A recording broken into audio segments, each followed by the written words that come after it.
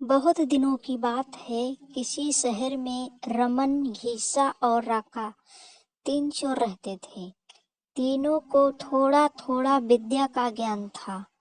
तीनों चोरों को विद्या का ज्ञान प्राप्त होने के कारण बहुत घमंड था।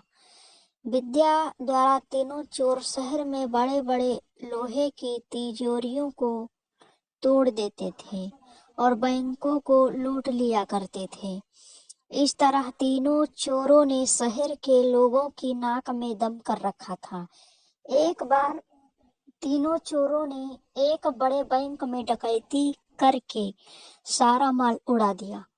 तब पुलिस को खबर हुई तो तीनों चोरों को पकड़ने के लिए तलाश करने लगी, मगर तीनों चोर पास ही के एक घने जंगल में भाग गए।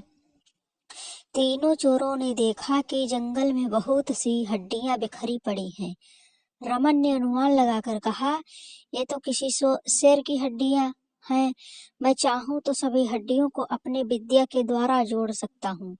घीसा को भी विद्या का घमंड था, सो वह बोला, अगर ये शेर की हड्डियां हैं तो मैं इनको अपने विद्या द्वारा शेर की खाल तैयार कर उसमें डाल सकता हूँ।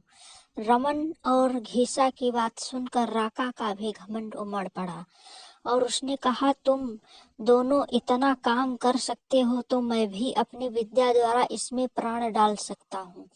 तीनों चोर अपनी विद्या का प्रयोग करने लगे। कुछ देर बाद रमन ने सारी हड्डियों को जोड़ दिया और घीसा ने शेर की हुबहू जान डाल दी। थोड़ी देर में तीनों चोर सामने एक जीवित भयानक शेर को देखकर थर-थर कांपने लगे, मगर शेर के पेट में तो एक दाना नहीं था। वह भूख के मारे गरजता हुआ तीनों पर हमला कर बैठा और मार कर खा गया। शेर मस्त होकर घने जंगल की ओर चल दिया।